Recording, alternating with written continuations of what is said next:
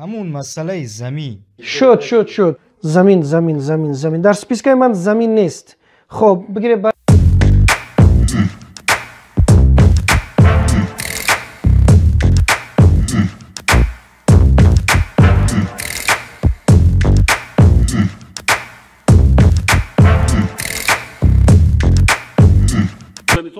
گپ زنی تو در اساس قانون عدالتناک جزا دیده نشده کن.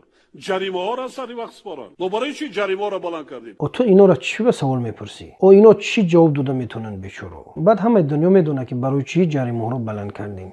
دولت وظیفه دار است که امنیت شهروندان ترتیبات جمعیتی را در مملکت تامین نماید. بعد حکومت ها یگان وظیفه دیگر ندارند و غیر از تأمین امنیت شهروندان، مثلا اقتصاد کشور خوب کردن، زندگی مردم رو بهتر کردن و مردم خدمت کردن، شرایط زندگی آنها رو آسان کردن، اینا نیستن؟ در چارچوب قانون کار و فعالیت کنید. همه جا گپ سر دزدی می رود. رحمانوف از دوشنبه به خروغ پریده اومده، همه را به تنظیم می درآورد. دزدی زیر چارچوب قانون. برای چی وای نمی شود؟ برای چی وای نمی شود؟ برای چی وای نمی شود؟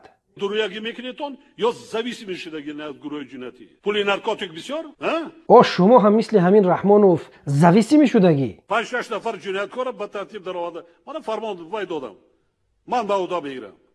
لازم شود قوای مسلح را استفاده کنید. چنانه که گفتیم این سفر برای اعلان جنگ بود. ببینید آشکار گفته شده است که بزنید من بر عهده میگیرم. از روزی که قدم شه در همون خارق زد اونجا تا امروز آرام نیست. دیر یا زود بدخشان به خون آلوده می شود.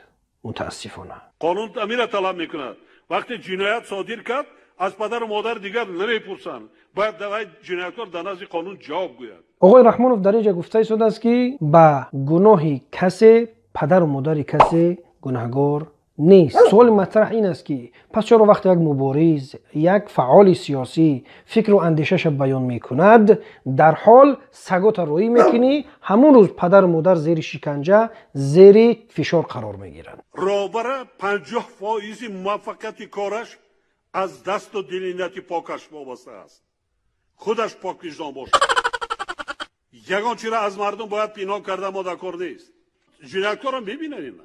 وظیفه ما غمخواری در حق مردم است، در حق جنایتکار نیست. هر چی کرده ایستان ما برای خلق ولایت مختار کردستان بدخشان کرده ایستان. واقعا دنیا عجیب است. ببینید سر منبر یک دزد غارتگر علی بابا بر آمده موعظه دارد. گفته شده است جنایت نکنید، دزدی نکنید، غارت نکنید، ترور نکنید، مردم را نترسانید. این چی شور است؟ در دور قمر میبینم طوق زرین در گردنی کی میبینم؟ من رفتیم. زنجیر در گردن کشال میکنم. من وای نداشتم، لیکن مجبور میشم که بعضا این تمام رسانه یه پنهان کرده نمیشود. تمام دنیا در پهن میشود. در شهر خورم من خیشید حالا اونجا این خیشید در تمام دنیا نشر میشود. یورانیوز از آن میگوید ولی سفینه و جهاننما و تاجیکستان از اون نمیگوید. پرابلم های جدی همین است. دیگر همه شکل یگان پرابلم همین است. باقی مانده همه حل شد. در تاجیکستان یگان پرابلم ماندگی نیست. هست یگان پرابلم، هست یگان گپ میزدگی، نه هست گپ زنتون. بله من یک گفتنی دارم جناب. خب چه گفتنی دارید؟ همون مسئله زمین. شد زمین در سپیسکای من زمین نیست. خب بگیره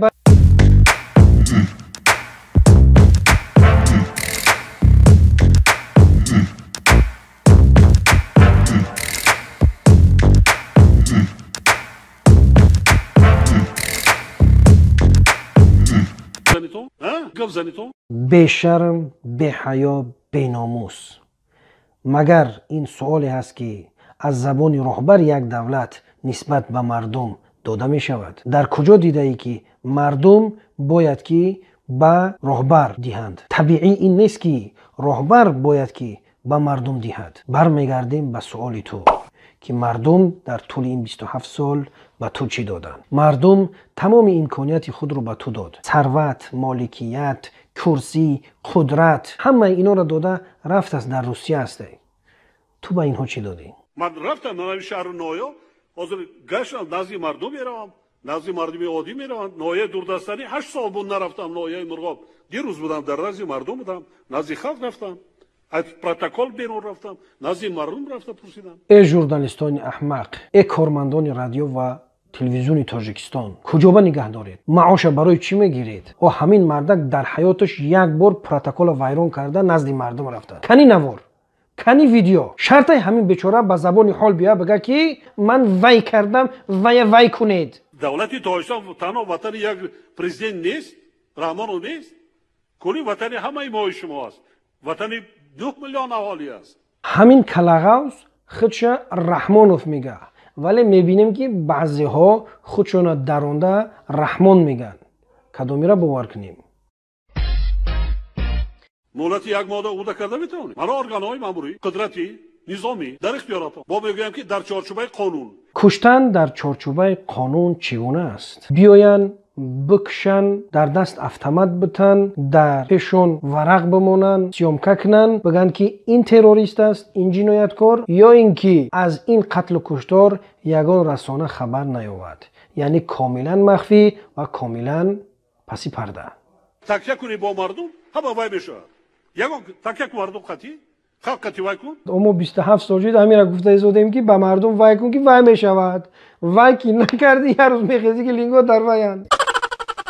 مردم قطعی تکیه کنی کار کنین. نترسید از خلق. از مردم نترسید، با مردم کار کنید. دیدید که وضعیت کمک بی‌ضبط شد، اینترنت را قطع کنید. همیشه تلفن را نظارت کنید. سیم کارت را بعد پیچت که بفروشید. بک صبورا بگوید که اینترویو دهد. پولیا پاپال، سویت پاپال. من برای همین تعیین کردم شما را. و انتخاب کردم. اگر وای نکردین، با دیگر شخص ها هست. اگر وای کردن نتوانستید، با یگان وای میکنیم. کادرها زیاد هستند. دوز و غارتگر و چاپلوس و لگن بردار لفظ زده است. شکرانه کنید این بی صوفا.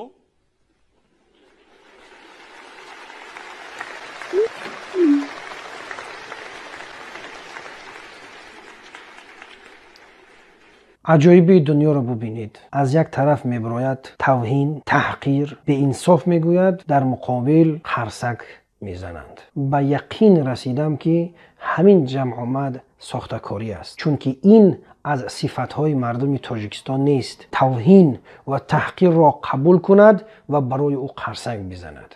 ولی منصب دستی شکرانه کنید. بعضا تا حالی پگه فرمان براید میبخشید اویلتون قطعیتون سلام نمیکند. او بچه این گپ در اینجا دست کو. ایمو نفهمیدیم که خودت چی با وظیفه را ترک نمیکنی نمیره. این خودت اگر وظیفه را ترک کنی دیگه از زمو قطعیت گپ نمیزنه. وضعیت ختم بزیب. چی مایده کرستم؟ چیکار کردی؟ آخه کابوتی ریزه دارم. کابوتی؟ کابوتی هم از دهن کابوتی ریزه کنه؟ آخه با چلیکوش خیلی داشته. خیلی؟ مالی کولر. چی داشته؟ کرست پروی کرده گیرده. نمیشه نخونم. تو ریزه کردی؟ یاردم کنه. بچه حیفی تی هفت پشتر این کارا کرگی نیست. تو من شرمنده کردی قدیر زنگیری تو من شرمنده کردی. باور کنید تو نمیخید از طبیعت انسانی یه هفته خونه دخوره کودکات ایتانت بگریزه نبر خونه یک چی؟ رئیسای با شهر نویا نزدی مردم روید نزدی ما میدونم سوی کاره با قوت نداریم لیکن یک بنگاه تیوی را تعمیر کردم حشر قطعیم کردم ممکن همش حسابی بودجه گیریم وقتی بسیار رو میگیرد چند سال دوام میکنند لیکن بسیار هست از سوی کارانی که مکتب بنیاد میکنند انشاءات های دیگر بنیاد میکنند کمک میرسانند خب با مردم کار کنید در جایی که پرابلم هایی هست کار کنید تا ما دستگیری میکنیم. دقت کردین همین برزگو چی گفته ایستاده است؟ احمقی خودش آشکار بیان داره. گفته ایستاده است که ای رئیسای شهرها و ناحیه ها شما برای آباد کردن یگان جا تعمیر بودجه نشوید. شما از خلق بکنید. مردم فیرود کنید مخصوصا تاجرا را بفهمونید. اگر که نفهمیدن با ما میفهمونیم شما. اگر که او طرم نفهمیدن بعد خیلی یگان دلای دیگه های تیار میکنیم پایپیچون میکنیم میریم در بری زید سعیدف یا امید 88 میشنونیم شما. دیروز من همه شاهد آن بودیم که اولین باران و برفم در حدود ولایت سر خونو که نایه مرغاب دم من اما حرارت تیبایی که فر اومدم باور میکنین که فکر کردم که از اینجا دیگر راه برآمده نمیتونم. آقای رحمانوف خودت فکر مردنم میکنی؟ این فکرم میکنی که یک روز نه یک روز میره به اون بالا را.